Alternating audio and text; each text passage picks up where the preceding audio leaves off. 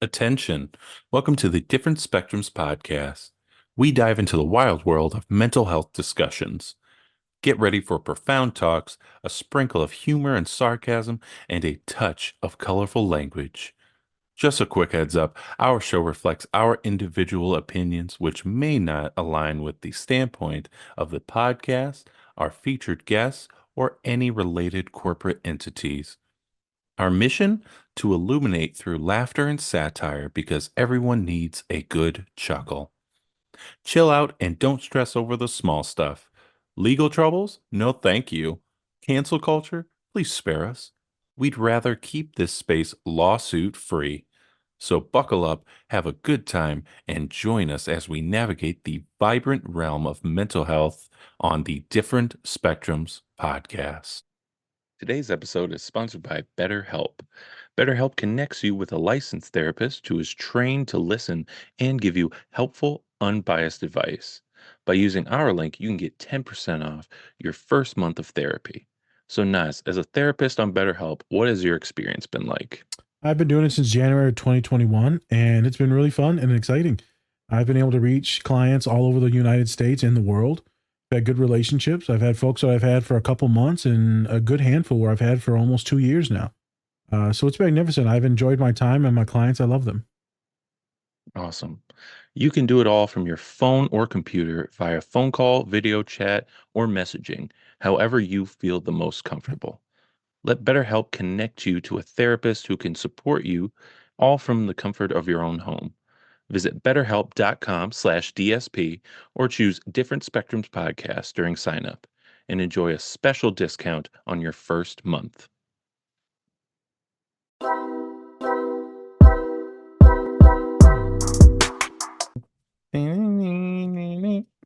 All right. Hey, everybody. We back. We're back. We're back and we're live. I'm Spencer, and of course, we have our licensed clinical therapist, Nas. Dun, dun, dun, dun, dun. Dun, Dun, dun, dun, dun, dun, dun, dun, dun. dun, dun, dun, dun. I'm wearing my dun, dun, dun, dun. Bet you are. All right. Remember, don't take us too seriously. Or do. It's completely up to you. That's right. Also, don't forget to run up those likes for us. We'd really appreciate it. So, before we get into it, BetterHelp. You can get 10% off your first month of therapy if you use the code DSP or just by hitting the link betterhelp.com/DSP. Please do so. We would love for you to not only get help, but then also Yeah. help your own podcast that you're watching right now also thrive and, get some support in there. So Correct.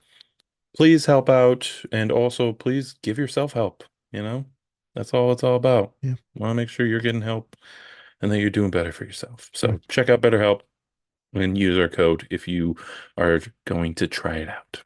So with that, today we are doing an episode on X-Men 97. That's right. That's right. Just came out, new continuation of the X-Men series that was out in like 92. Okay.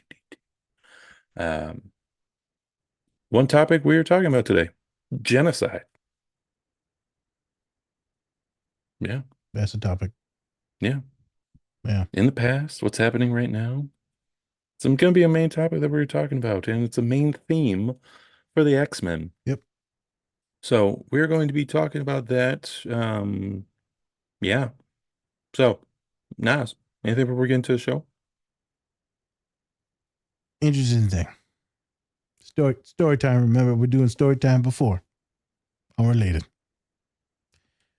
I thought that was just a one episode thing. Nope. It's every episode. Oh, okay. Yep. I get to talk before we talk more in the middle and the end. Correct. You can't. God damn it. Yep. I called you Colin. You know what you need, Spence? What? A chill pill. 100 milligram chill pill. I'm just gonna shut off my computer. How about that? That'll be my chill pill. You're like my last Zoom date. I'm done with I'm you. I loved you.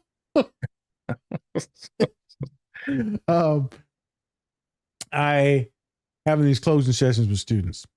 This is interesting. And I was in this meeting on Wednesday, and no one says anything. Right, it's end of the year. Everyone wants to get out. I said, "Well, fuck, I'll say something." I said, "I'm sad as shit." I said, "Because I'm saying goodbye to all these babies. Some of them I've been working with for years. They're graduating. They're moving on. Right? It's just magnificent. The love, the sadness, the fear for them, the fear that they're having without me. A lot of emotions, right?" And one of the homies were coming in. It's amazing that you can take someone that's devastated in so many different ways, mental stuff, physical stuff, sexual abuse, definitely autistic, got that diagnosed, eating disorder was pervasive. And then you take someone that can't eat Spence. No one will even work with them. No one will touch them. I take care of them, hide them on my roster, get them where I need to be.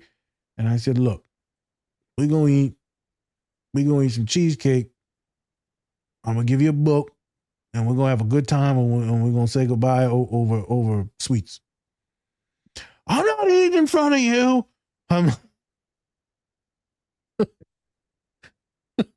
I said, you going to eat? I'll get shit if you throw the shit up afterwards. You're going to eat it with me. Eat it. I ain't a therapist no more. You're going to eat this shit. You're going to like it. Oh my God. Story comes full circle. I'm Googling the store that I want to buy it from. This awesome pastry shop in town. I've taken Spencer to it. We bought like 1 million pastries once. Google that shit. It's closed on Mondays. I see them on Monday. That's some bullshit, bro. It's some bull. So I'm going to go in there empty fucking handed tomorrow. Yep. Why didn't you buy it before? I thought it was be open on Mondays. It's normal. Mondays? You close on the Monday. Now? Huh? Yeah, just check now. I just assumed it'd be open on Monday. Why wouldn't you check before? I was going to get it Monday fresh on Monday. Fresh pastry Monday. They're not even going to eat it in front of you. It doesn't matter if it's fresh or Some not. fucking bullshit, man. I'm so fucking mad. You're going to have to go to like Sam's Club, get one. I know. No, I Googled this place in town. It's open at 8 a.m. So I'm going to wake up, grab this shit. This is my favorite human. And then we're going to sit down. And it ain't going to be cheesecake. So they're going to be disappointed. But, we're going to eat some other shit. Oh, no. I have to eat other sweets. I know. They're going to die. They're literally going to die. All right. So shout out to all you therapists that are working with your clients and going through terminations. I know it can be devastating. Yeah. Shout out to you. Get some cheesecake for them. Shout out to the kids. Shout out to you taking care and loving these kids. I know it's hard. Don't act like it's not hard. Shit's fucking terrible. If you want to cry with them, cry. All right. Let's get into genocide. Like that transition? Whoop, whoop. Whoop, whoop. Be animals and be caged.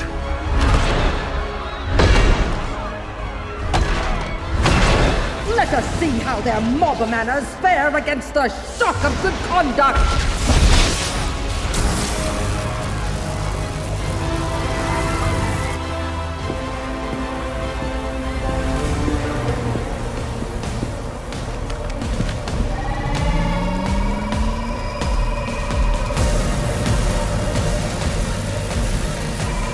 Magneto!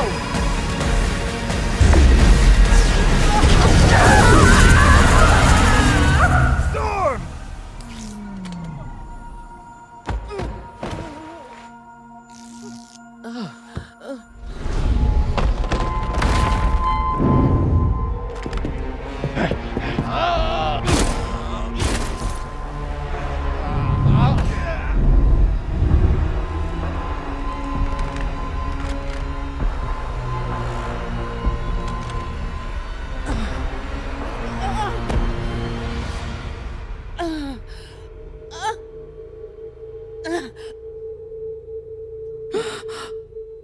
The breeze is gone.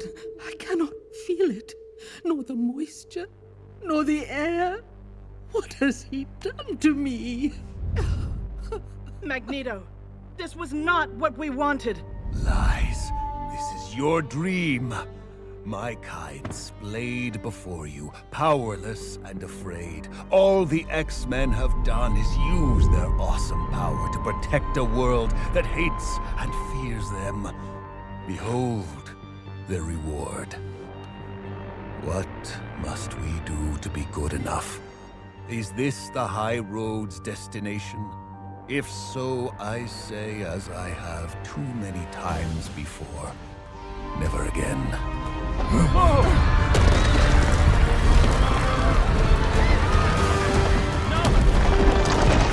Let us go! No!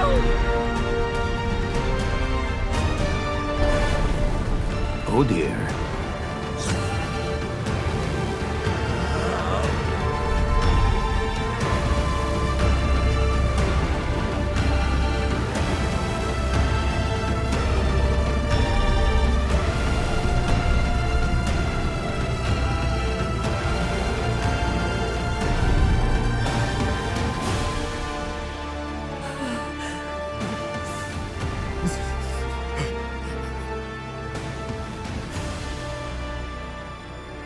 Bigot, ingrate, sycophant, worm.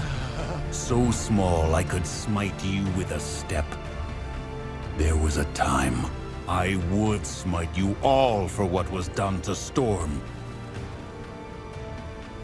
But today, I have saved you from your own. For an old friend has challenged me to remember this view of Earth. How vast it is, versus how small we make it. Charles Xavier entrusted me with his dream, and it does not ask you to love or embrace my kind as your own, but merely to accept that this is a shared world with a common future, and that my kind, like yours, have the right to live in it. I am trying to be better. Please. Do not make me let you down. You should message them. Use a hologlobe. Invite them to the wedding. Unless you fear they'll think you've abandoned them. You've earned a life of your own, Charles, and I need you.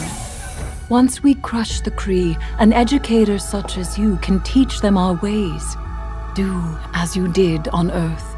Play the role of the peacemaker. Wasn't aware my X-Men and I were playing make-believe. Much like my legs in this armor's exoskeleton. All ruling is make-believe. I pretend to be perfect, as my subjects would never love the woman beneath the armor. Not like you do. Never pretend with me. Will you at least consider Earth? I will. But I remind you, Charles, the virtue of a teacher lies in showing their students how to walk on their own. True, but only if he is sure there are no more lessons he can teach them.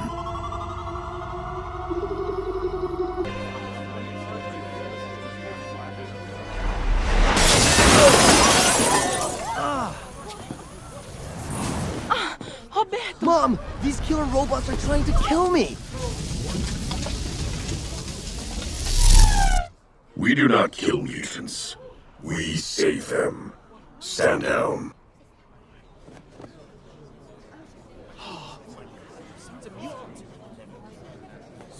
Meu filho, do what the men say. In Genosha, I felt a lot of things. Pain, grief, admiration for those who fought despite the odds. But you know what the oddest thing was? No one seemed shocked or surprised. Not even me. Yes, I was scared, but really I just had the most profound sense of déjà vu. As if past, present, and future didn't matter and never had.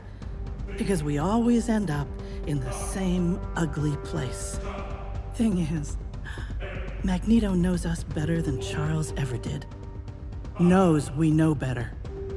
That most of us experience tragedies like Genosha as a bit of déjà vu before getting on with our day. But the scariest thing about Genosha wasn't the death or the chaos. It was a thought. The only sane thought you can have when being chased by giant robots that were built to crush you. Magneto was right. Enough.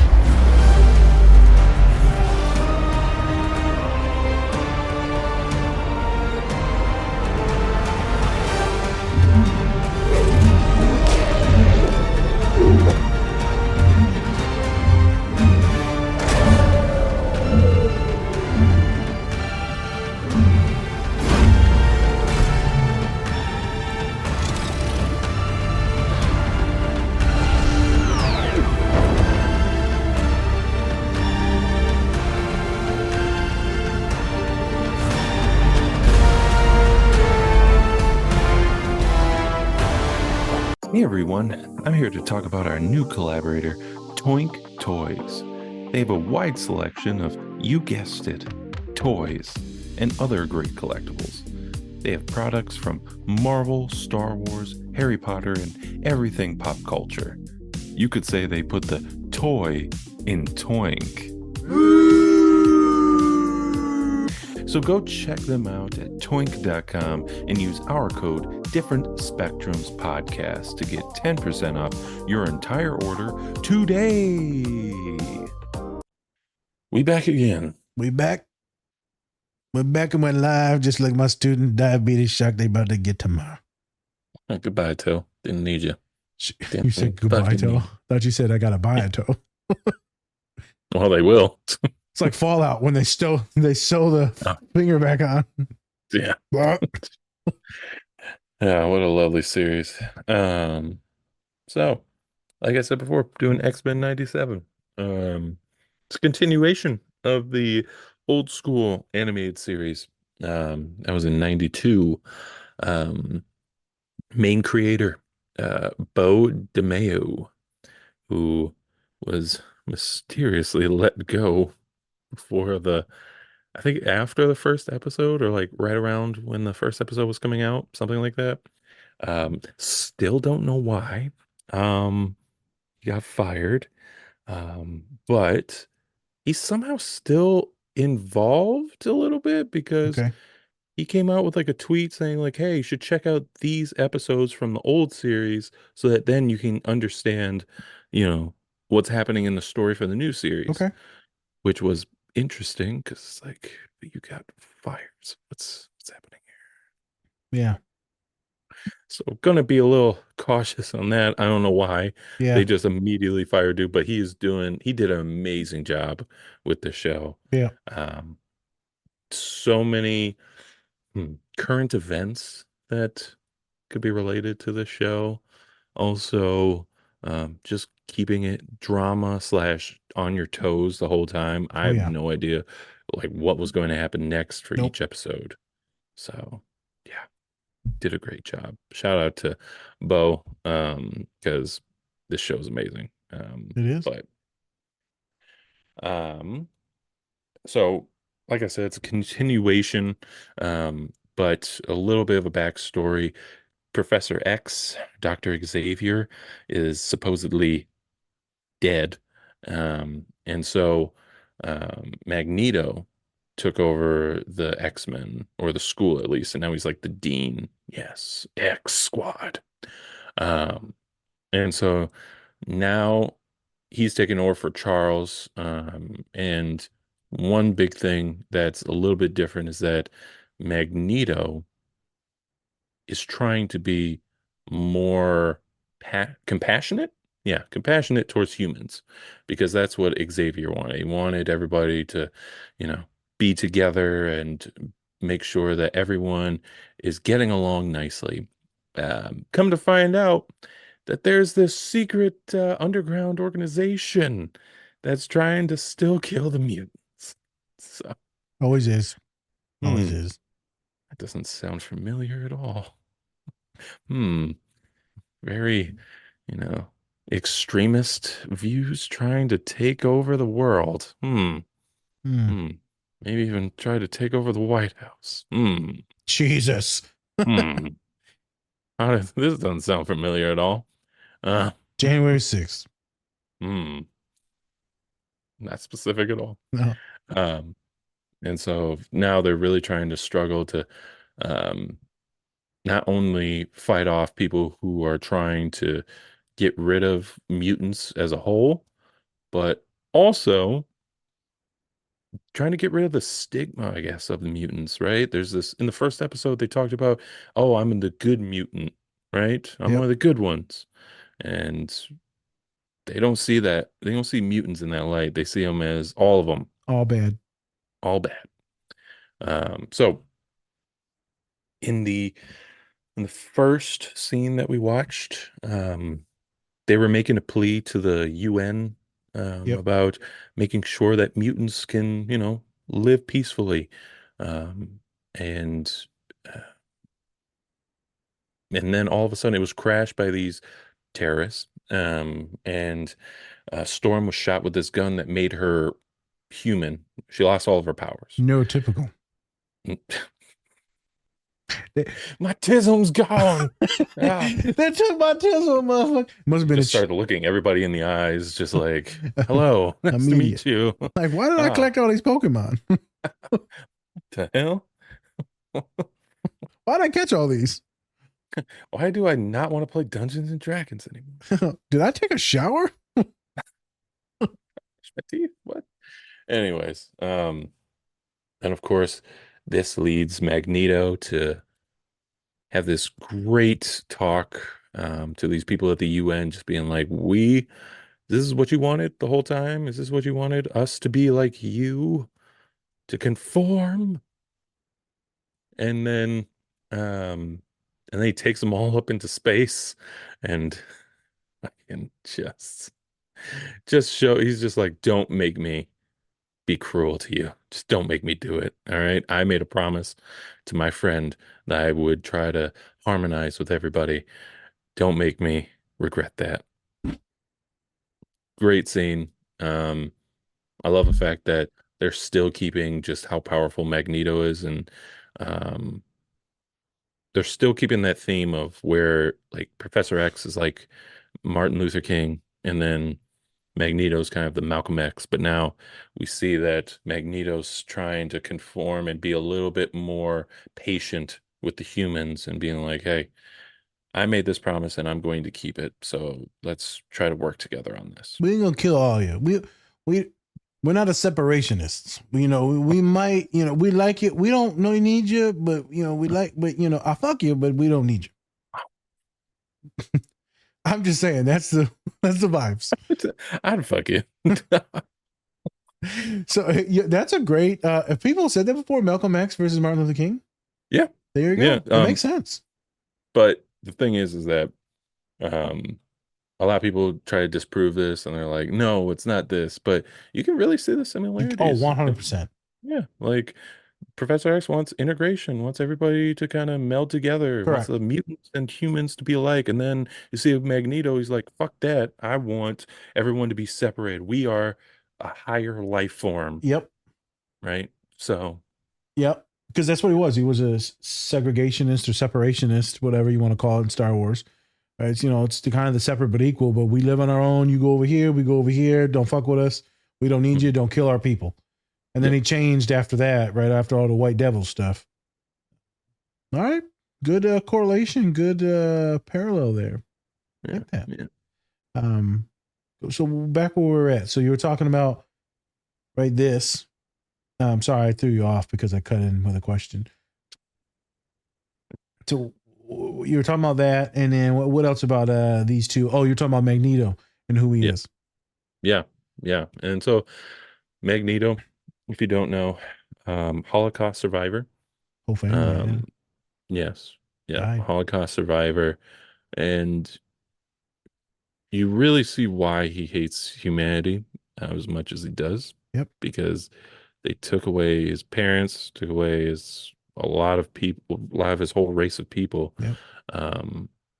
And we've seen it in past, like in movies and everything like that, especially with the prequel X-Men movies, yep. Where they really leaned into that and how he's never going to go back to that place again, where they're marking him on his arm like they did all of his other people. Yep. And he's not going to go back to that again. And he's going to make sure that nobody is going to go through that genocide again. So, Yep. There's a one scene that we didn't capture where he's talking to the dude that made the collar, or someone's talking to the, he said, I've seen these before where you lock people up, right? And you assign them things and you keep them. I've seen this before. Okay. This what you're going to do? Okay. And then they reference him locked up in those chains. We see it at the last scene with his number, the serial number on there from Auschwitz. Very powerful moment. Very powerful moment. Right. Yeah. So it's interesting. Spence, before we get into things, did you grow up watching this? Here and there, I mainly watched like the Spider-Man show. Okay. Really love that one, the old cartoon. Don't get me wrong, absolutely love the X-Men. I see it. But one show I actually grew up on, what was it called again? Give me 1 second. It was called X-Men. It was like the new generation. What was it? X-Men Evolution. That was it. So that was a different form of the X-Men show. Yeah. But it was for like that generation audience. Yeah. Love that show. Okay. Loved it. Came out around the same time like the first X-Men movie came out. Oh, okay. Like around there. Yeah. Just love that show. But yeah. So I grew up a little bit. What about you? Yeah. No, I did watch it. Yeah, I don't remember much of it, but I do remember watching it when I got home. Definitely watched that theme song. It took me a second to remember that. I grew up watching the Spider-Mans for sure. Yeah. It's just amazing how much you forget. I mean, we're talking close to 30 years ago for me. Saturday morning cartoons. Yeah, you're talking at least 25 years ago, at least. I mean, that's a long time, man. I mean, me and you were just talking about earlier about, my graduation with my doctorate was just literally to the day a year ago. Yeah. It's like, wow, so much has happened and yet nothing's happened. So remember something from 25 years ago when I was a complete fucking idiot? No. ADHD. I mean, I was still pissing everywhere. Yeah. I was not potty trained. Did you have a favorite character at all? So that's what I was going to ask you. So those of you folks, let us know. We're going to actually use that as a question on Spotify. What's your favorite character in X-Men? In the real live action stuff, it was always Wolverine. But then I started to get more of the Magneto vibes towards the end. And now it's like 100% all in on Magneto because of all the backstory, the hate, the rage, the love, the compassion, the sadness, the trauma. Love all the Wolverine stuff though. In the movies, or actually in the show, like even this show, it's still Magneto, but it's because who I like him to be now because the live action. Right. It's a tough one, man. I mean, like he said in there, Storm's pretty much a god. Yeah. It's either Storm or Wolverine when I was a kid. Can't really remember, but for some reason, there's always this attraction towards Storm, and not like a Szechuan one, not like a Szechuan chicken one. I liked her too because she was married to T'Challa for a little bit. Oh, I didn't know that. Yeah, so they were together. Black Panther. It's black love. It's black on black. It's black on black love. Fuck you, Fox News. Black on black. That's it. Black on black. Black on black. Black on black. It's like Friday Night Lights. Oh, it was always the black Nikes. Yeah. What about you? So you thinking Storm or no? You got someone else? Wolverine. No, so my two favorite probably Cyclops and Nightcrawler. Nightcrawler's is Homegirl's son, right? Mystique. Yep. Mystique's son. Okay, yeah, I put that together at the end there. Yeah. So actually, if you go back to like the prequel, there's this character named Azazel or some shit. Yeah. He's like the red demon looking guy who can teleport. Yep. Oh, there you go. That's his dad. So Mystique and him had a baby. And Mystique in those shows, that was Homegirl, right? Yeah, Jennifer Lawrence. Yeah. You're good. Yeah. You're good, low. Yeah. You're good. And then you could Szechuan tell she was chicken. done when what was that one you like? What was that one Dark. X-Men movie you like? Oh, Apocalypse. Yeah, she Yep. was done after Yep. that. She was so done with getting painted blue and Yep. shit She was that you done. could tell They said it she took was just hours and like, hours and hours. Yeah. this is it. Yeah. I'm never doing this character again. Yep. And then Apocalypse tanked, but the story, if figured out in some different ways, the storyline, the Magneto, Auschwitz, like it was all there. The rage, it had some good meat to it. And then everyone hated Dark Phoenix when it came out. I mean, they hated Dark. They hated that actress too, so that hurts because she was good. I like her as an actress. I don't know if I liked her as Jean Grey, but most people hate her as an actress. They say that she's just too stoic and Really? reserved and quiet. But it's because of the whatchamacallit. Not Winter Soldier. Game of Thrones. Game of Thrones. Because of Game of Thrones. They hate her in Game of Thrones, and her acting in that was bad. So the acting in that movie wasn't bad. Wasn't she married to one of the Jonas Brothers? Yeah. I think she still is. No, I think they broke up. Oh, never mind. She's free. You can do anything you want. Go back to Winterfell. Winterfell? Winterfest? No, it's not Winterfall. It's probably Winterfell. We're dumb as fuck. All right, whatever. Yeah, they do them. We know all pop culture. All pop cultures. Did you name your favorite or no? Yeah, I fucking said Nightcrawler and Cyclops. Oh, there you go. You did. Okay. Like everybody everybody hated Cyclops. No joke. Everybody hated Probably because Cyclops. he's like a rule follower, like autistic as shit. Yeah, it's just like Leonardo. Everybody fucking hates Leonardo because he's just like, following the rules captain. and shit. Got to be the leader. Yep. Yeah. And also a lot of the times in the movies and stuff, they shitted on him. They do. In Last Stand. Yeah. They fucking murdered him and that was it. And you're like, cool. Yep. Cool. I can see that. A lot of folks don't like those rule followers. I can see Spencer as a little kid, hella rule follower. Like, I love him. Also, he shot fucking lasers out of his eyes.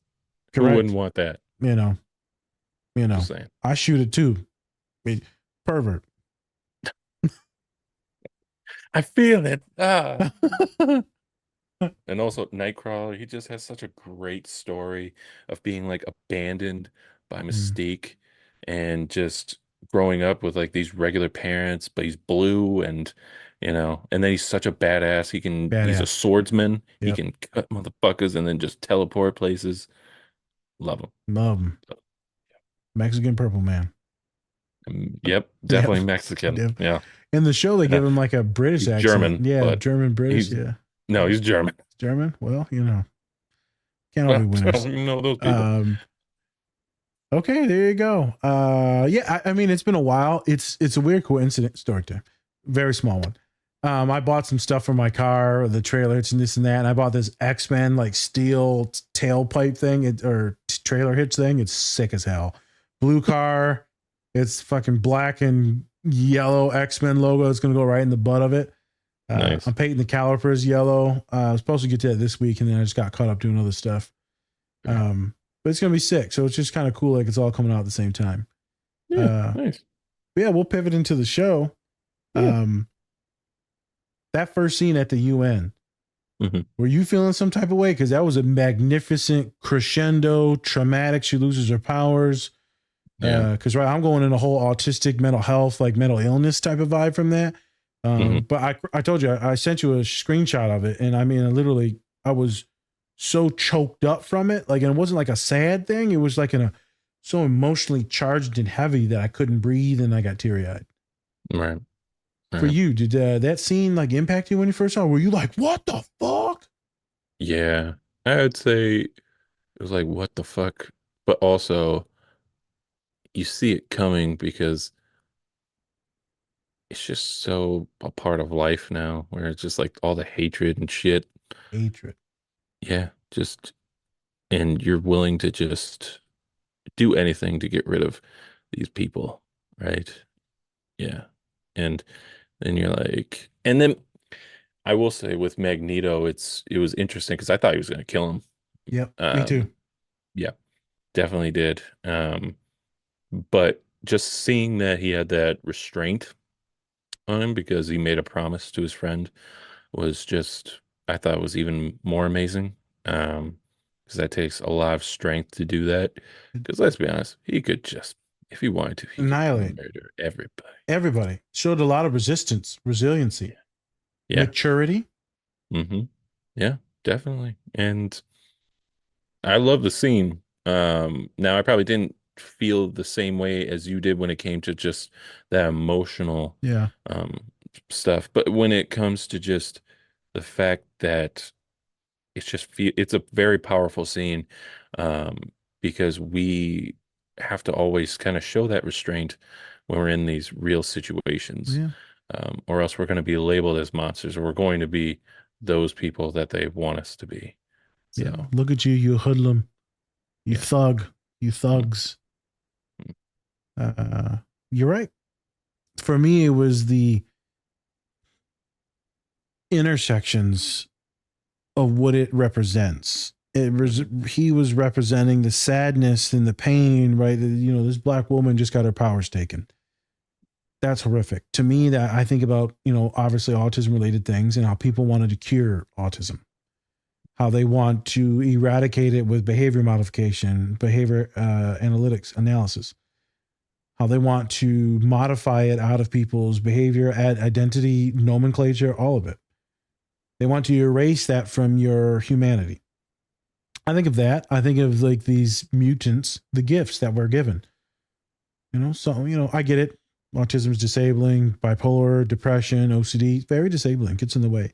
It also has helped create a lot of magnificent things in this world that we currently have today because of some of these illnesses and disorders. When it comes to music, art, creativity, mindfulness, all of it, mathematics. This is because of people being neurodivergent, being different, aka mutant. We've talked about mutants before with the turtles. There's a different type of mutant. I think of mental illness as, everyone hates us. Everyone hates us. And I posted something the other day. It's hard to love someone that's depressed or anxious, right? There's a lot of that goes into it. It's not easy, right? With your partner that struggles with some stuff, right? It's not every day. It's just a walk in the park. Like you have to show up for them. Mm-hmm. And, maybe it's a burden on the system when it comes to autism or severe mental health issues, but it doesn't mean you throw away the person. We don't throw away the person. That's not humanity, right? This is old quote. I forgot one of the presidents, I think, is you realize who your country is by the way you treat your sick, your ill, and your elderly. We would do a pretty shit job of that right now. I forgot who said that famous quote. But we do a horrible job at that in America. I was talking to someone. I said, it takes me 3 months to see a dermatologist, see if the bump I got on my back is a tumor. I know it's not, but like I'm using it to be dramatic. I was like, shit, in Europe, they complain how they can't, healthcare is horrible over there. So all Americans say, they're getting it in a couple of weeks. It took me 3 months. Like, I'm paying money for this insurance. We don't treat our elderly, our sick, our disabled. We're not affirming with it. We don't really give a shit about autism. Today about an autism group, I said, hey man, so when y'all book this stuff and I'm gone, make sure it's in this room for these reasons. Don't put a bunch of fucking autistic people in this hot ass room. It's cramped. It's hot. There ain't no TV for the games that we're supposed to be playing. Don't do that. Put us in the basement. That way we can be loud. No one can hear us, right? It's cool. The chairs are nice. Big ass TV. You put them other assholes up there. He's like, oh no, I try to put everyone up there. I didn't ask you what you try to do with everybody else. Doug. It's a real name. You putting these people in here because these reasons are just listed because they need it, not because they want it. Oh, I got it. Okay, bitch. Well, you better make sure you do it come fall. So we like to select out people, Spence. I'm going to talk about more of the genocide stuff at the end of the last clip. But we see it all the time, man. It's people, everything's about conformity. Everything's about conformity. And we've talked about it a million times in the podcast. Spencer's talked about it with your jobs and right, they strip things from us. We've talked about course corrections on what my dad tells me sometimes. Hey man, just be better. Just be A little bit better. You can still be you. I'm like, you stripping, just stop bringing up the innuendos. The who? just stop talking about dicks. That's one. And our humanity is the reason why we do this. Our humanity is the reason why people enjoy us and love us. It also could be the reason why people hate us and creeped out by us at times. Facts. But why should we want to get rid of that to be like everyone else that's most likely miserable? Why do people want to force us into this? So Magneto, he goes up there and he cries. I think that's why it was heavy, because he just saw his friend like lose everything. And he's so protective as me and you. And he's doing his best to regulate his emotions, his anger and his grief, to regulate his genocidal thoughts of terminating these people before they terminate us. If I kill you, you can't kill me. Dog eat dog world, right? Eye for an eye. I'm going to get your ass first before you get my eye. And that's a scary world, man, where you're always looking out for your own people. Like, being someone that's black or brown or queer, even just white women sometimes. I mean, it's got to be tough for folks no matter what. Doesn't matter what your identity is. But for some folks, it's more marginalized, even worse. It's even worse. Me and my dad were talking about how these white guys are becoming like a small, little segregated population in the next 10 years. I said, it's going to be really interesting. They still control almost all the power, right? For all these different things, but it's going to be really interesting in the next 10, 15, 20 years. And we'll see what things look like. Who knows? Everything can go to shit. But I mean, technically everything is kind of shit at times. So we'll see what happens when other people have a little bit more say.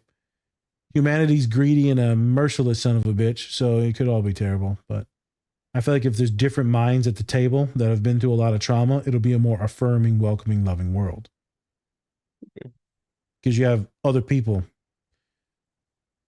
there. But, I missed the scene in X-Men where he talks about the oppressors become the oppressed, or the oppressed become the oppressors. Happens a lot. And they also talked about that in this really famous book that they made us read in school called Pedagogy of the Oppressed. I didn't understand a fucking word what it said, but it was magnificent. When the teacher talked about it, I was like, that makes sense. Yes. We're reading it? I got no fucking clue what's going on. Nope. That's my first book in grad school, too. I'm like, I ain't read a book my whole life. This the shit you gave me? It's just Portuguese. Can't even spell Portuguese. Portugal who? What the I ain't no porch. Motherfucker. Oh my God. I didn't say it. I know you didn't. I know. Interesting scene. The gravity hit me very hard. Magneto being so protective and fighting his demons and his anger, magnificent. I see this as anyone that's different and they're trying to take it from you because they see it's bad. So continue to remember that. You want to see us like this, bent over? Huh? In front of you, begging? That sure does sound like a lot of interesting individuals in power. That sounds like a lot of individuals that wrote the Constitution and said one third of a man. Yeah. Interesting stuff. We ain't always assholes on this pod. We try to teach. Sometimes. That second scene, as we pivot, because we're going to get into the meat and potatoes of the pod in the last one. Mm-hmm. That second scene, now Spence, I'm at serious question. Hand up, serious question. Sounds like a serious voice right now. Yep. Am I the Mexican autistic? Xavier? Oh, sorry. Am I gay? Yes. Pass the pill. I was looking at the chill pill. Autism. Would you consider me to be the Xavier of mental health? God, I consider you to be the beast of mental health. He's smart, though. He is smart, but he's big and hairy. I take it. He got a girlfriend in any of the shows? I think he's gay, but... He got a boyfriend in any of the shows? Nope, he's pretty much alone. Damn, this spot on. Fuck. Well, no. It looks like I got a new person I like. And I remember in the live action shows, he's got a crush on Mystique, but he never pulls the trigger. So that literally sounds like me. Let me see. Let me see real quick. Let me see if he actually has a See, partner. look up if he's diddling anyone. Jeez. Who's he diddle? Who's he smell? I was at the baby shower today and the dog was smelling my ass. I said, damn, you getting all up in there, ain't you? Go further, please. They're opening all the gifts. I'm like, dude, what the hell is dog doing? It's shitting here. Oh my God. Let's see. Yeah. I wonder. So let's see. Nobody really notable, I guess. Okay. Yeah, nobody really notable, but they're probably in there somewhere. Probably someone who watches or reads the comics and stuff will probably be like, actually, he did it, Obama. I knew he was gay. Wolverine and him just made just beast sex. Yeah. So, funny question. I was wondering on who people identify as. So now we know I'm not Xavier. I thought it was Xavier, the group, the brains of the operation. I can psychoanalyze, I can baptize, I can philosophize a person's life. Do you want to know how it all ends? Also, your legs don't work. I don't work from the hip down. I'll get there. I just shit in the bucket. Spence, who would you be? Who would I be? That's a good question. I don't know. Man, who would I be? I'd be Beast, though. I like that. That's a good one. Yeah, I like not that. Bad one. Not a bad one to be. Cowan would be Juggernaut. I'm the Juggernaut. Hey, that's Xavier's brother. You know what I mean? There you go. Yeah. Gosh, it's so tough because there's so many characters to break down. I would think maybe there's this one called Morph. He changes. Oh yeah, I like him in the show. Yeah. Yeah, could shapeshift. He's just like a little bit of a jokester, a little bit of a jokester. Very lighthearted. So I like that. Maybe that. There you go, Morph. Mm-hmm. Yeah. Folks, who's your favorite, but also who would you identify as? Also, we could, as a podcast, at some point, after this comes out, we could take one of those quizzes that tells us what characters we are. Oh, there you go. There you go. So maybe we'll do that, and then we'll put a link in. Who are you? There we go. Take this quiz. And who do you want to be? We're going to put a link in to see who you are. For some reason, I know I'm going to be one of the old white ladies.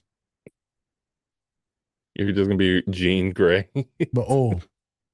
But old Jean Grey. Dusty. In the future. Dusty Grey. Sounds like a weird porn name. But all right. Hey, she can get it, She dusty, but you just blow on it. And it's good. She get it done, Okay, that second scene, you see Xavier talking to his soon-to-be wife. I don't even know. Did you even know who the hell that lady was? Yeah, I looked it up. Her name is Empress Lalandra. Yeah, so it's like this alternate universe and all that stuff, right? And like they're in love, going to get married, and she's convincing him to shed all his humanity and all his memories, so that way they can build his new life, because they're worried that he's going to force her to move back or bond her to the humans, Terran, Earth. Mm-hmm. I loved it specifically because she talks about masking and hey, I have to be strong. No one wants to see the weak one. No one wants to see this one, the fragile one. No one wants to see me be quote unquote a woman. They want to see me be perfect, clean, representative, strong, masculine. No one wants to see Xavier crippled. They want to see him in this suit, strong, powerful, intelligent. And so think about that and how that projects down to everyone in our society now. Everyone must show this. On Instagram, everyone must show this. As soon as I DM them, hey man, I'm going through it, man. Hey man, I'm tired, man. I'm like, I'm getting it. You ain't got to explain it to me. But if all of you are suffering this bad, that's scary. I'm just offering you to have some fun on a podcast with me and Spence. It's just so scary on how everyone is trying to be perfect, but there's no such thing. So all of us feel miserable as shit. You can't show any disability. You finally get diagnosed with autism, ADHD, schizophrenia, bipolar. Can't ever tell anyone because, I probably won't get a job now. So, I mean, that's horrific. You're finally dating someone. We get you to date someone. Then you can't even tell them that you see a counselor, a therapist, because you're worried that they're going to think you're crazy. Well, I don't think that's a good partner then. Because if you don't feel like you can be honest and open with them, then who the fuck are you dating? True.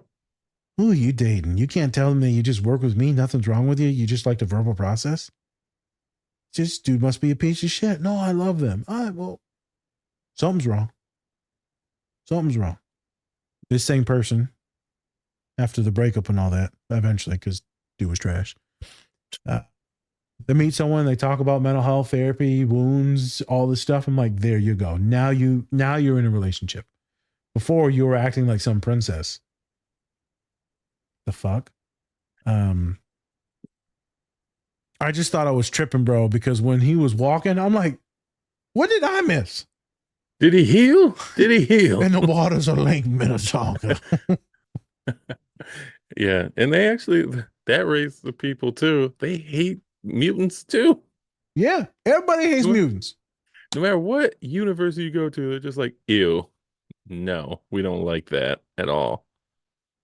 And he shows him how powerful he is later on in the episode with like his mind Yeah. He takes him to school. Yeah. Takes him to school and tells him like, hey, actually, all your culture is just taking people and mowing them down. You're oppressors. And yeah, all you are oppressors, and you're keeping down all the like new talented, cultures. Yeah. And just keeping only the ones that fit you. It's genocide. Yeah, literally. It's literally genocide of all these aliens, aka white folk. Yeah. That's all it is genocide. Everyone is genocidal. They just conquer planets and just go like, well, we'll pick the ones that are actually going to be on our side, and we'll only keep those, and then we'll kill the rest. So, yeah. You can't escape it, man. It makes me think about all the folks of color been through. Me and Spence were just talking about all the Native Americans that died. We're going to talk about black folk. I want to stick it. Native Americans. No one can even fathom the amount of humans. Spence, Google this real quick for me. How many Native Americans died when we conquered America? No, sorry, I said we. When the Spaniards got lost and found America. Because we talk about, obviously, the Jews and the genocide. We talk about the blacks and the slavery. I'm using races poorly here, but Africans that were taken from their homeland. So it says, according to geographers from University College London, the colonization of the Americas by Europeans killed so many people, approximately 55 million, or 90% of the local populations. 55 million. Okay, I heard a different number somewhere else, so I'll look into that. But it's saying 55 million. Okay, 55 million. Yeah. That's a horrific genocide, which happened very quickly. How do you even comprehend 55 million? 55 million? I can't even comprehend, like, Purdue University is 50,000. Mm-hmm. That'd be like the whole, half the more than the nation. Times like, oh my God. Jesus. That'd be terrible. So you see all these genocides, just part of the culture. And so I love that it makes its way into film, into animation. This is a children's show. Well, now maybe not, but back then it was. Yeah. Cartoons. There's some very steamy scenes going on there for a little bit. Hey, most of that anime got, heavy breasted, Magneto heavy muscular. looking, he was in his little boxer shorts. You know what I'm saying? That's I can't even say America's ass because he ain't American. No, he's German or Polish. Yeah, I think so. Yeah, and then he was taken. But yeah, he's heavy chested. It's just interesting. You're right about the genocide. And the reason why I really picked it too is the perfectionism, but also, He said, "All right, don't you think you're done with the kids?" He said, "Yeah, I'm done. A mentor's done. A father's done. A therapist is done when they feel like they don't have to teach anymore. Mm. There's no more lessons to be taught." And I was like, preach, brother. Snap, snap. You tell it, boy, white man. You tell it. Yes, queen. Yes, queen. Yep. I related to that. Mm. Uh, uh, that last scene.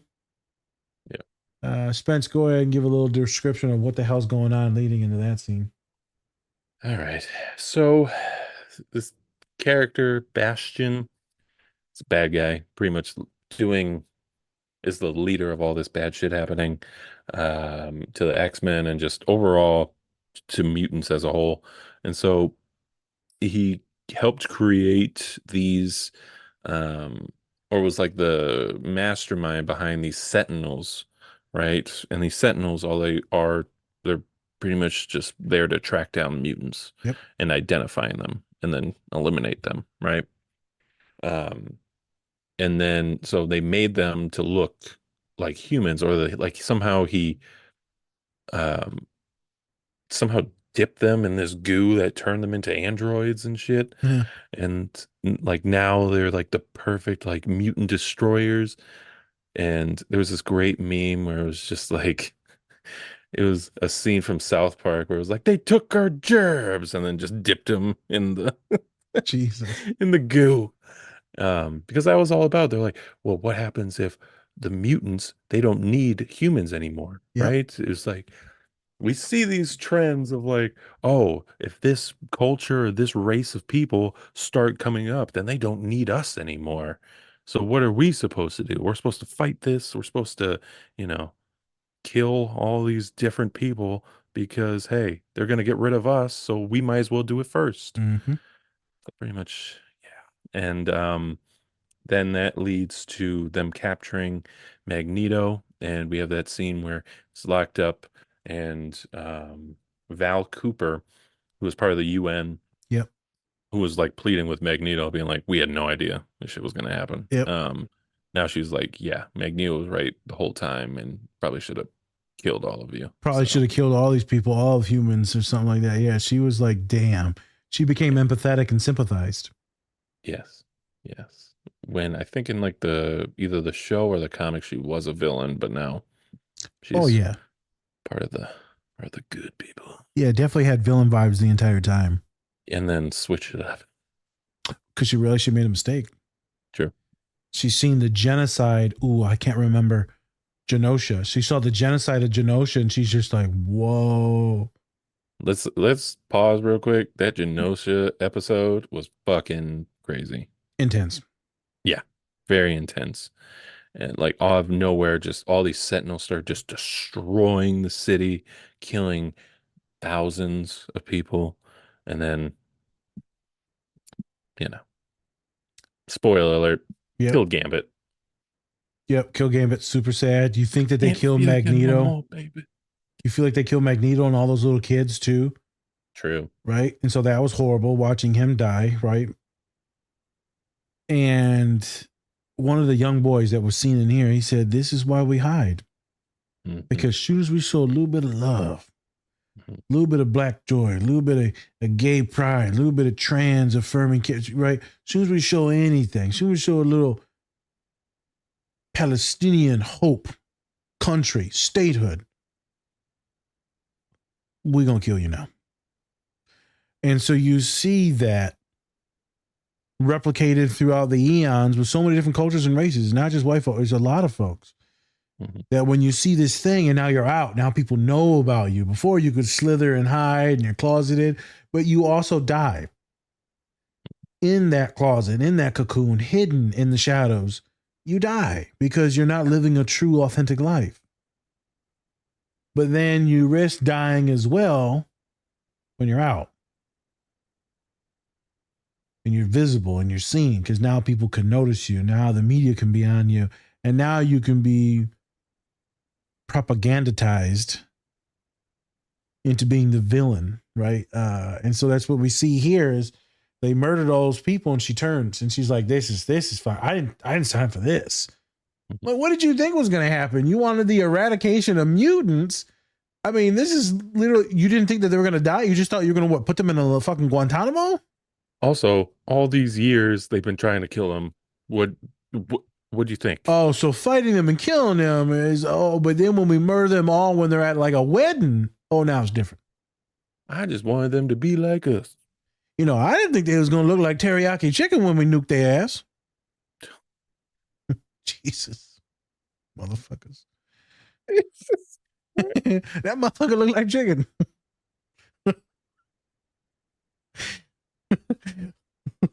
Well, sweet and spicy looking motherfucker. Yeah, sweet and spicy. You know, side of rice. Oh my God, all right. I'm hungry as shit. I hear it. I hear it. It's interesting. Yeah. So I told Spence I wanted to do this scene. Also, Magneto like unleashes and then stops all the bots instantaneously. Yeah. My God. Oh my God. My man. It's like this ends now. Goosebumps. So we're gonna again another little pivot. So you see the things going on in the news today. So we've talked about past stuff. We talked about current stuff with LGBTQ rights issues. You can relate it to trans-related things and how like they're enemy number one. You could talk about how we hate a lot of brown folks in general when it comes to like immigrants. And what's going on now, but also the past. We always switch the pole on who we hate and why. Everyone, we take turns hating people because it's who we want to use as propaganda to elect political people in office based on whatever propaganda is out there. But, you know, Irish people went through it. You know, Jewish folks go through it. Black folks, brown folks, Mexicans, Arabs, even religions when it comes to Muslims, right? Protestants. Doesn't matter. Everyone always selects a reason why they hate someone. Drug users, thugs, criminals, blah, blah, blah. Poor people, fucking up everything. Poor people. You're taking government handouts. It's bullshit. It's socialism for the rich and it's capitalism for the poor. So those rich companies get fucking so much in government loans. Besides the point. You see the stuff going on in the news these days, Spence, and it's wild, right? You see all these deaths with a lot of defensive people, majority of those being young children being slaughtered. As folks know, right, I'm Lebanese. They share the border with that Palestine there. And, you know, my grandpa used to work in Palestine. He lived in a small place right across the border. He would walk a few days, work for a few days, then come back for a few days. Then he immigrated here in like 1940, I think the date is, right, via Ellis Island. And then went into, you know, I think the Detroit Flint area with his uncle to work. Thus started our family lineage. So you're watching this stuff, and my father's talking about, you know, all these kids out there, Spence, protesting. All these kids protesting. All these white kids. Me and Spence saw the massive protest when we was in Chicago. Remember little Caitlin? We saw that. It was awesome. Yeah. So I've never seen that many Arabs in one place. I never. And you see all these folks sticking up, and a lot of white kids on these campuses, these college campuses, and it's crazy. And my pops was like, to think if your grandpa could see this, my dad could see this. He'd be like, what? Like, we're finally getting representation of like the atrocities that have been happening for years and years and years and years and years, the slaughtering of people, the taking of houses, the settlements or resettling, stealing land. It's interesting. And you hear a lot of folks like Mark Lamont Hill writing books and talking about it, which also, you know, lives over in Palestine for a few months out of every year, not just writing about it, actually living there, because there's a lot of black folk in Palestine. And it's just really interesting to see what's going on now. I told my father, I said, there's a lot of queer folk out there too. He said, what? There's a lot of queer folk out there fighting for the rights of these Arabs. I think a lot of people need to take heed of that. A lot of Muslims need to take heed of that. Look at this. Look at the people that are fighting for rights, human rights. I get it. Things happened, right? And a lot of Jewish folks were killed. But now things have changed. And now we're talking about the famine. Now we're talking about legitimate war crimes, not terrorism, war crimes. It's just interesting. You know, Spence, we sending food there now to Palestine. Food, tons of food. Food, first aid, medical supplies, but nothing can get in because Israel controls it all. So none of it can get in. So now we giving billions to that country and we giving millions in food and aid to get to these people that got nothing, but then it all goes to Israel because they've shut down all the borders and they've bombed and blew out all the docks. So you can't get in by the water or the ground. So now you just see the babies dying and you see the dads and the moms. He shows me the feeds. I told him to stop watching it. He keeps watching it. The dad's crying and their son's under rubble. I'm like, why? Because he doesn't want to turn a blind eye and then he's furious. I mean, I get it. Because it's a privilege thing to turn off the news. But I'm also like, you're a little divergent, man. You need to, it's traumatizing you. You're having nightmares. You need to back off. Yeah. Why do I bring this up? Because it's interesting. Me and Spence just talked about genocide, and yet now it's another genocide that's happening. And someone in my office, white lady goes, well, it's complicated. Well, what's complicated? Well, it's a long history. What's long history got to do about right now? I get the long history. I get there's terrorism. I get all that. What's that got to do right now? And so everyone goes quiet because they don't want to say nothing because I'm the only Arab in the entire office. And like, I ain't mad because people see me. I ain't mad. I'm actually sad. So this scene, it's interesting, Spence, because he got the number from Auschwitz.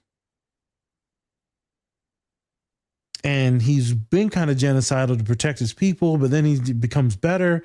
But people are always genocidal, and his current people, which are mutants. It all kind of feels like it plays into what's going on today as just the eradication of a people and population right before our eyes. Mm-hmm. And it's not just happening there. It's happened in other places too. Yeah. Currently. I sent Spence a reel, and it was talking about resistance. You agree with all these shows. You agree with like Star Wars and the Resistance. You agree with Divergent and the Resistance, right? The Hunger Games of Resistance. You read all these books of these dystopian worlds where the poor folks are getting shit on and they rise up. But then when it comes to happening right in front of you these days, then you don't resist. So Spence talked about it where people don't want to lose their jobs, this and that. There's a lot of stuff at stake. Yep. But not even mentally, though, people will resist. And a lot of these folks are just talking about not funding these corporations that back the state of Israel. We're not talking about the Jewish population. We're talking about the governmental state that is committing war crimes, not the people. Governmental state. And so they're saying, don't buy shit at Starbucks, don't buy things like here, here, and here, right? I was like, okay, money could help. I just don't, me personally, I just don't see that because it's not staying power. People are going, correct. Like if Coca-Cola, right? The company Coca-Cola, if they came out and they're just like, well, fuck everybody, like fuck you. Yeah. Like if they came out as a company and just said fuck you to everybody, people are still gonna buy Coke. Still gonna buy it. Doesn't matter. They're such a big company. Their products are in everything. Like you can't go without buying something that's made by Coke. Same thing with like Frito-Lay. They own everything. Yeah. And it's like, how do you stop doing that? How do you stop? And it's just, it doesn't seem to me like that's going to be something that's going to happen. And don't get me wrong, I'm not saying don't do anything, but not buying products, that's not going to stay. That's not a staying power thing. You're going to at some point buy their products. At some point you're going to do this and that. Whatever. To me, I don't think that's a staying power thing. I don't think when people say, hey, don't buy these things, people are going to buy them. I don't give a fuck what you say. People are going to buy them. People will buy them. And yeah. This is the old school stuff, though, that Martin Luther King used to talk about. Malcolm X used to stop buying the shit that they're doing because money is the power. And so when you started converting the minds back then, of course, it was a lot less conglomerates and control. So when you stop putting your money somewhere, then those people did suffer. And that's when a lot of the stuff started suffering. When he wasn't just advocating for black folks, he was advocating for all people economic power. Right. Well, I mean, and look at all these businesses that we have that are black businesses, that are, people of color businesses. We don't fucking invest in there because we're so used to going to Target. It's also true. It's cheaper. It's also true. I think about that when I go to the comic book store. I'm like, man, I ain't buying this shit here, man. It's $20. Yeah. Well, you can Yeah. go Like, on why would I? Amazon. It's like $5. Yeah, exactly. So now they got us to where it's like, well, now I have to think about how much I pay for this, even though one is a huge company that doesn't care if I buy or not. And Mm-hmm. this other one that's a mom and pop shop that needs the money more than anything. Correct. So it puts you in a bind, the economic one, the buying power.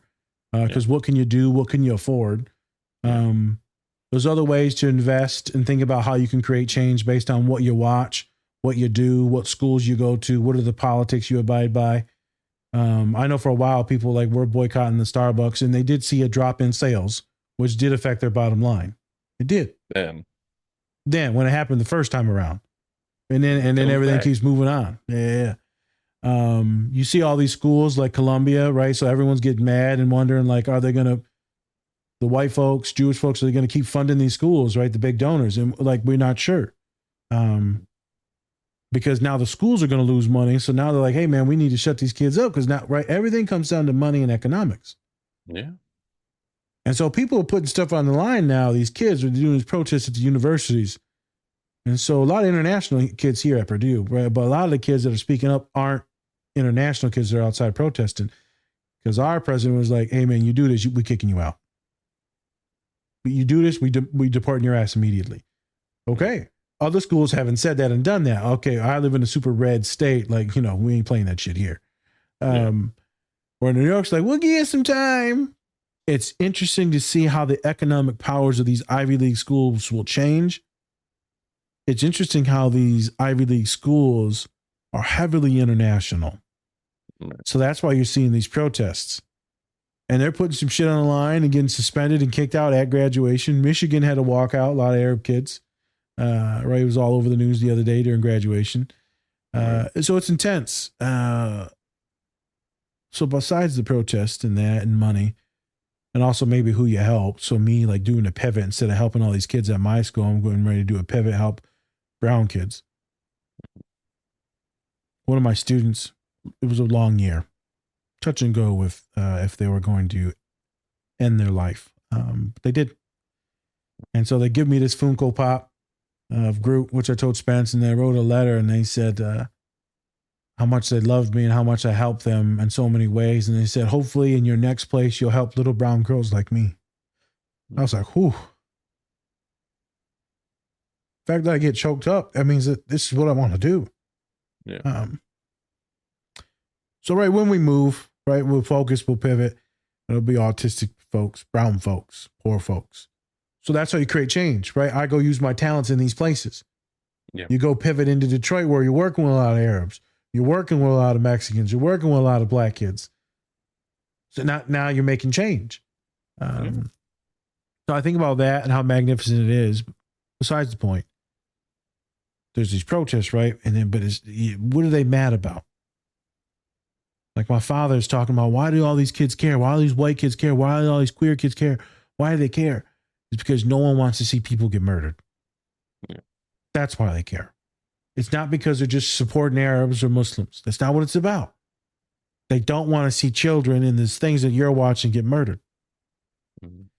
Because most humans, doesn't matter what your politics is, doesn't matter what your gender is, doesn't matter what the fucking melanin in your skin is. Most humans don't want to see other humans get murdered. Most humans don't want to see drones and robots get launched and then murdered and hospitals bombed. That's just a human thing. No one wants to see that. Spencer doesn't want to see that. I don't want to see that. No one wants to be like, oh, yeah, a couple thousand people died today. Like, that doesn't feel good. And me and you don't stew over it, but like no human is like, oh, this was a good day. Right. In history. Because to me and you, it's a good day because, we're having good days personally. But history-wise, it's a stain. So it's been interesting conversations with Pops and other folks. Why are these kids? You watch Fox News. Why do these kids even give a shit? Because they don't want to see people be murdered. Mm-hmm. But the Arabs are terrible. Okay. So them kids, it ain't got nothing to do with nothing. Terrible. You creating people that hate an entire city and culture and nation now. You're creating terrorists. you're creating Magnetos. Now, hopefully, they won't go full Magneto and like try to kill everyone. Wow. Yeah, but that, I mean, you want to know how to create someone that is evil, incarnate, is because that's all they knew when they grew up. You showed them hatred and vitriol. You didn't show them love. You took away their parents, their family, their siblings, their friends.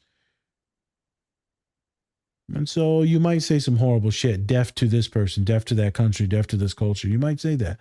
I'm not saying I sympathize with those people and saying those things. I'm not saying that I'm advocating for more war. I'm just saying it's human rights, human life. As the clip we saw from Malcolm X, Spencer, as a human being, you deserve love and respect as a human being. But we don't do that. In this nation, other nations, I'm not just shitting on America, another nation, we just don't fully do it. A lot of people do. Let me be real. A lot of people do. Not everyone doing horrible shit. I end on this. My father comes out to me today after watching this movie that fucked him up a lot, about a lot of abuse and like trauma, a lot of anti-queerness, a lot of sexual assault stuff going on. And he said, is there really this many women that go through this stuff? The childhood stuff? And I said, yes. He's like, you tell me about it here and there. I said, is it for? I said, yes. He's like, this is just a fucked up world. I said, yes. Some people see a dream. Other people see a nightmare. Spencer, you pointed out that scene in Holdovers. For some people, it's just shit, and it's a ladder, and it just fucking shit rolls down the ladder downhill. It's horrible for people. Me and you are lucky as hell to be born in America.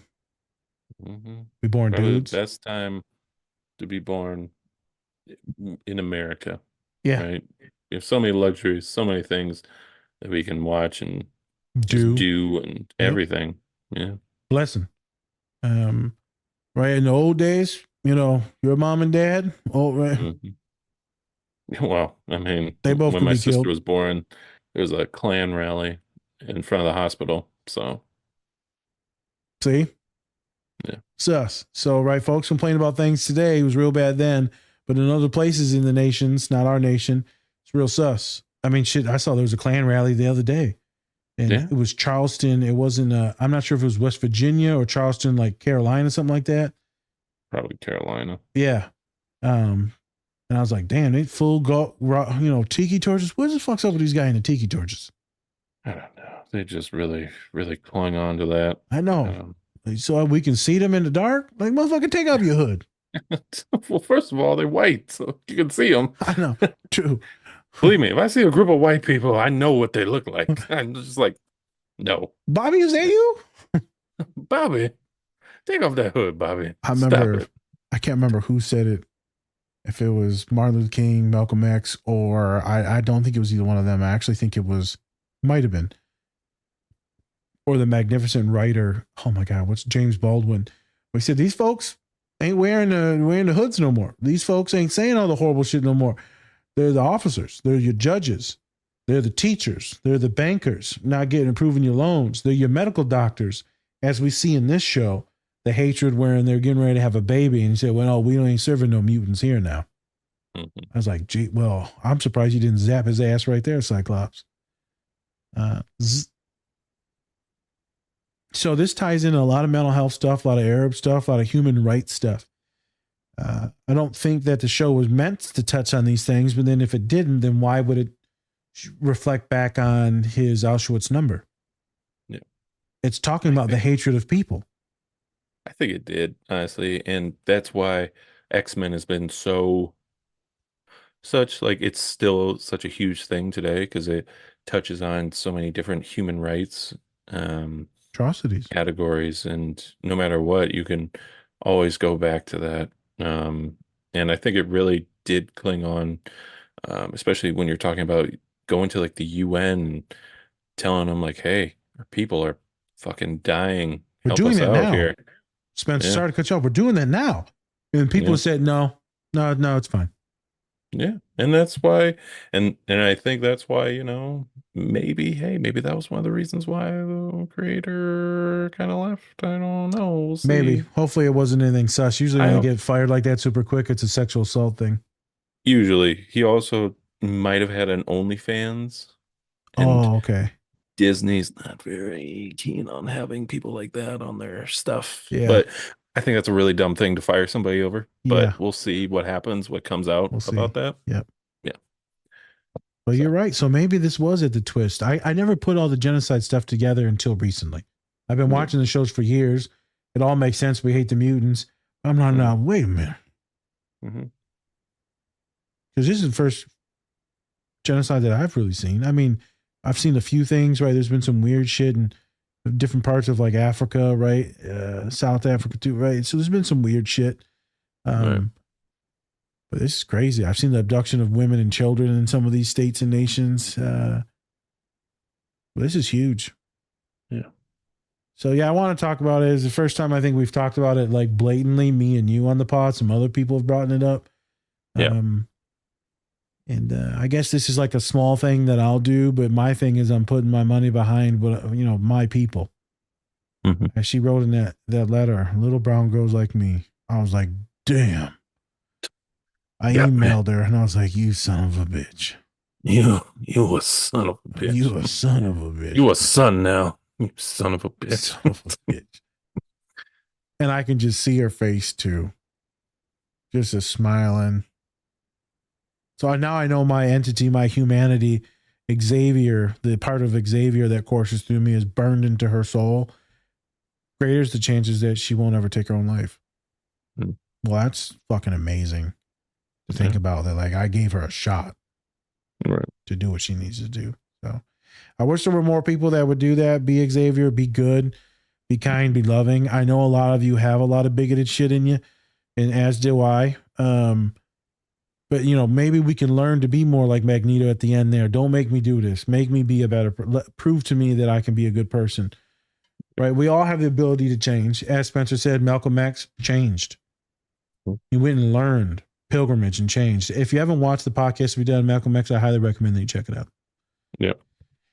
Great pod. All right, boss man, you got any seasoning? No, I think we're good to go. Thank you everybody for watching. Like I said before, let us know what character you think you are. Who you think you embody as an X-Men. Who embody? Who you embody? You rogue? Like what rogue are you? Are you the thick rogue back in the old animated show? Or are you this one that's Slim Pickens? Which one is Rogue? Is she the one? Is it She's the full, like the southern one that can like take your powers if she touches you. Oh, that one. Okay. Yeah. That's Rogue. Okay. Oh, that's right. So she was young in the movies. She was younger. Yep. She was young, and then she had that like white stripe. Yep. With her. And then red hair or Jean's the whatever. badass that can kill everyone, the strongest one out of all of them. Yeah, and then she turns into Dark Phoenix. Yeah. And literally kills everybody. Anyways, thank you everybody for watching. Go hit that like button and subscribe. Like it up. Subscribe. And go check out our merch. We have some great stuff on there. I ordered my Be a Man stuff. It'll be here hopefully soon. So I'll be starting to wear it also. So, there you go. Be a man. Cry. Be a man. Yeah. Right there. You saw me get choked up today, you fuckers. You a man and you cried. So there you go. So yeah, thank you everybody for watching. I'm Spencer. That's Nas. Different Spectrum Podcast. All right, everyone. Peace. Much love. And remember, take care of yourselves. Or don't. What the fuck? Balloons? Why? There it is. Oh, it's the peace sign.